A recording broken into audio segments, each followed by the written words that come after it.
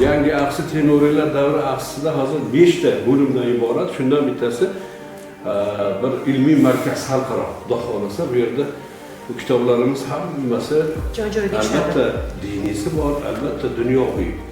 O'zi ilmda diniy, dunyoviy degan narsa yo'q biz islomda. Shuncha narsa saqlangan ekan. Saqlangan. Qayerda saqlangan? Xalqimizga ming rahmat, jonlarini garovga qo'yib saqlashgan.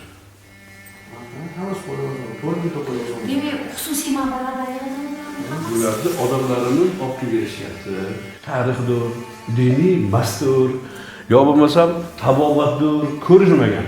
Mana shu bir parcha qog'oz chiqqan odam ketilgan. Bu Fuzuliyni devorlari ekan mana shu g'azallar. Fuzuliyni. Adabiyot. Mana qo'l yozma. Bu bosma emas, mana ko'ring. Hozir kompyuter ham buni chiqara olmaydi. Qo'l yozma. Fuzuliniki. Qog'oz oldi. Shunaqa? Bir kamida 2 asr bo'lsa kerak. Ha. Endi bu yerda 10 asrligimiz bor. Ilk o'rta asrlarga oid bo'lgan kitoblarimiz bor. Ha.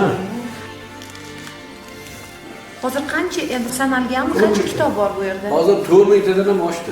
Minglab. Mingdan ko'pi qo'l yozma. Ha. Marta hidoya. Bir bo'ldi Marg'iloniy buvimizning mashhur hidoya sharif asarlarini qo'l yozamiz hozir.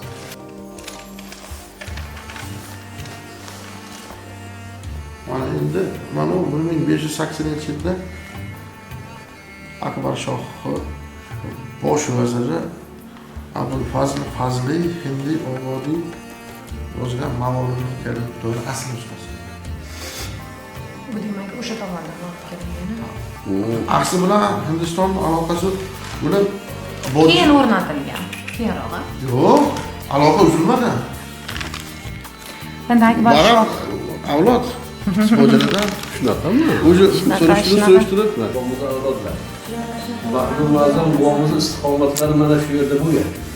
Bobur Mirzoni dushmanlari bu yerdan u kishini haydab bu yerda olgandan keyin hatto pirlari Mavlono Qozim dorga osib o'ldirishgan. Adovati shunaqa yomon bo'lgan. Bu yerlar endi juda katta tarixiy joy bu joy. Mana endi hozir qanaqa zotlar yotishibdi. O'shanga xursand bo'lamizki, shu tarixlar endi buni millat uchun chiqyapti-da endi. Xudoga beadar shukur. Bular hech qachongacha emas o'rgan. ha shu yo'q, juda hozir imkoniyat bo'lyapti.